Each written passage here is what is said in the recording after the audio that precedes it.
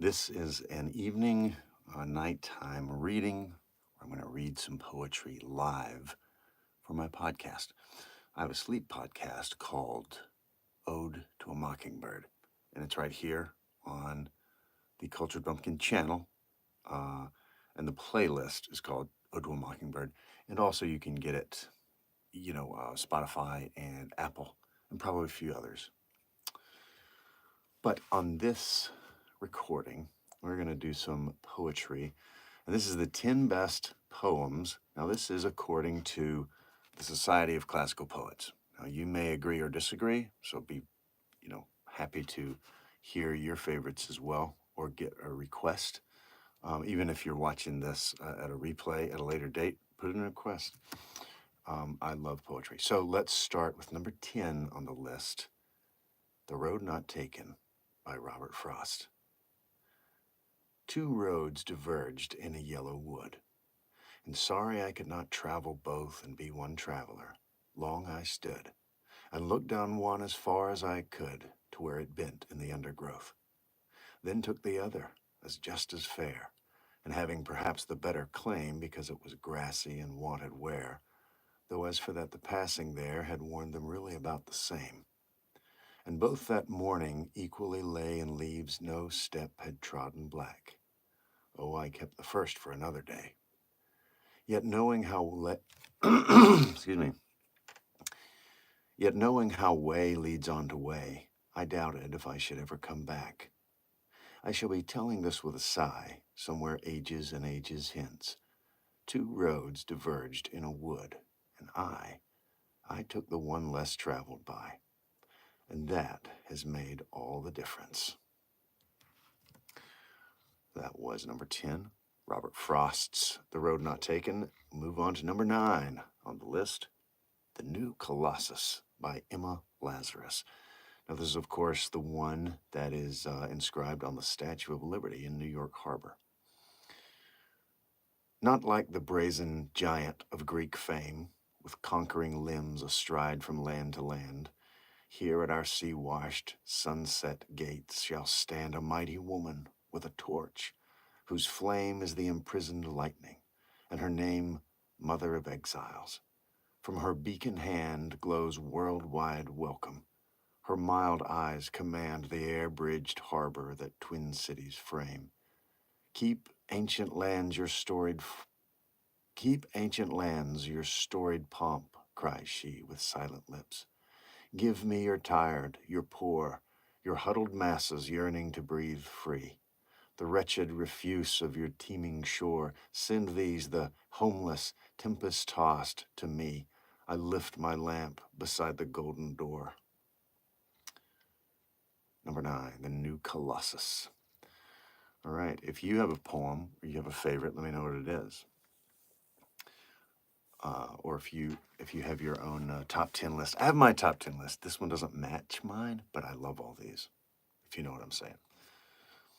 Ozymandias, this is number 8, by Percy Bysshe. I've heard it both ways, Bish and Bysshe. Percy Shelley.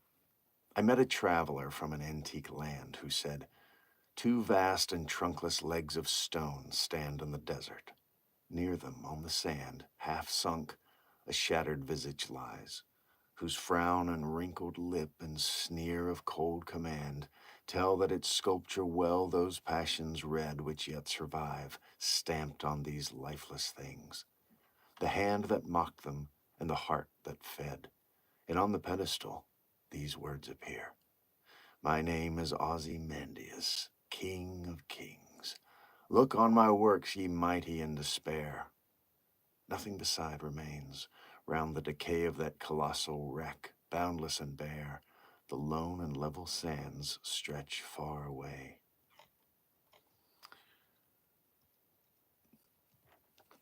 Good deal. That's that was a serendipitous timing. If that's your favorite poem, that's a great poem. That's a good one. All right, here is number 7, Ode on a Grecian Urn by John Keats. My number 7 would be a John Keats, but this guy's number 7. And I'm reading this off of a website called, if you want to look it up, the Society of Classical Poets. So I think it's a good list, but again, I wouldn't have ranked them quite like this, the top 7. And neither would you probably. You would probably have a different list. But I think it's an interesting list. Number 7, Ode on a Grecian Urn by John Keats. Thou still unravished bride of quietness, thou foster child of silence and slow time, sylvan historian, who canst thus express a flowery tale more sweetly than our rhyme. What leaf-ringed legend haunts about thy shape of deities or mortals or of both, in Tempe or the dales of Arcady? What men or gods are these? What maidens loathe? What mad pursuit? What struggle to escape? What pipes and timbrels? What wild ecstasy? Heard melodies are sweet, but those unheard are sweeter. Therefore, ye soft pipes, play on. Well, thank you for swinging by and saying hello. It's always a pleasure when folks do that. Hope you have a great night's sleep and a great day at work tomorrow and a great week. So yeah, you just don't even feel bad about doing what you need to do. Thanks for dropping by.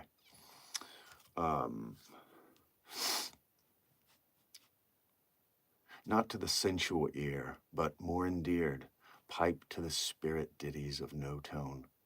Fair youth beneath the trees, thou canst not leave thy song, nor ever can those trees be bare. Bold lover, never, never canst thou kiss, though winning near the goal, yet do not grieve. She cannot fade, though thou hast not thy bliss. Forever wilt thou love, and she be fair. Ah, happy, happy boughs that cannot shed your leaves, nor ever bid the spring adieu, and happy melodist, unwearied, forever piping songs forever new. More happy love, more happy, happy love, forever warm and still to be enjoyed, forever panting and forever young, all breathing human passion far above, that leaves a heart high sorrowful and cloyed, a burning forehead and a parching tongue. Who are these coming to the sacrifice? To what green altar, O mysterious priest, leadest thou that heifer lowing at the skies and all her silken flanks with garlands dressed? What little town by river or seashore or mountain built with peaceful citadel is emptied of this folk, this pious morn?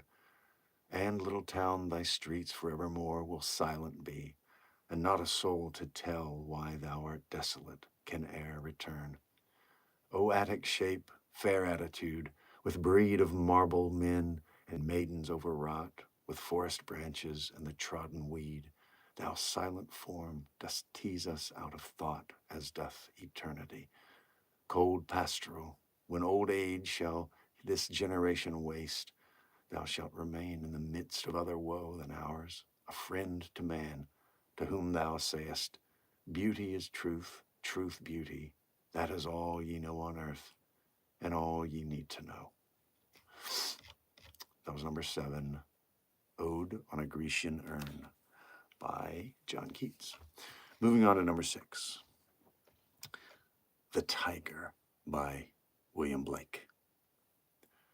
Tiger, tiger, burning bright in the forests of the night, what immortal hand or eye could frame thy fearful symmetry? In what distant deeps or skies burnt the fire of thine eyes? On what wings dare he aspire? What the hand dare seize the fire? And what shoulder and what art could twist the sinews of thy heart? And when thy heart began to beat, what dread hand and what dread feet? What the hammer, what the chain? In what furnace was thy brain? What the anvil? What dread grasp dare its deadly terrors clasp? When the stars threw down their spears and watered heaven with their tears, did he smile his work to see? Did he who made the lamb make thee? Tiger, tiger, burning bright in the forests of the night, what immortal hand or eye dare frame thy fearful symmetry? Excuse me. William Blake, a classic, and that was number 6, The Tiger. Here is a very short one, number 5, called On His Blindness by John Milton. Number 5. When I consider how my light is spent, ere half my days in this dark world and wide, and that one talent, which is death to hide, lodged me with useless, though my soul more bent to serve therewith my Maker, and present my true account, lest he returning chide, doth God exact day labor light denied? I fondly ask. But patience to prevent that murmur soon replies, God doth not need either man's work or his own gifts. Who best bear his mild yoke, they serve him best. His state is kingly, thousands at his bidding speed, and post o'er land and sea without rest. They also serve who only stand and wait. That was number 5. That was, according to this guy's analysis, this poem deals with one's limitations and shortcomings in life. Everyone has them, and Milton's Blindness is a perfect example of this. It's a good one. Read when you're going through something.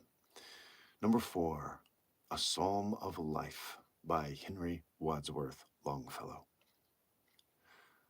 Tell me not in mournful numbers, life is but an empty dream. For the soul is dead that slumbers, and things are not what they seem. Life is real, life is earnest, and the grave is not its goal. Dust thou art, to dust returnest, was not spoken of the soul.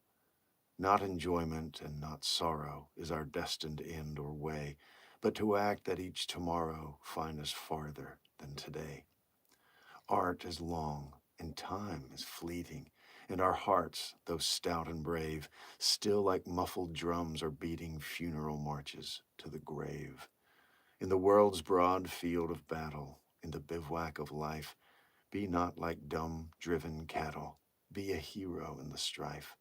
Trust no future, howe'er pleasant, let the dead past bury its dead. Act in the living present, heart within and God o'erhead. Lives of great men all remind us we can make our lives sublime, and departing leave behind us footprints on the sands of time. Footprints that perhaps another, sailing o'er life's solemn main, a forlorn and shipwrecked brother, seeing, shall take heart again.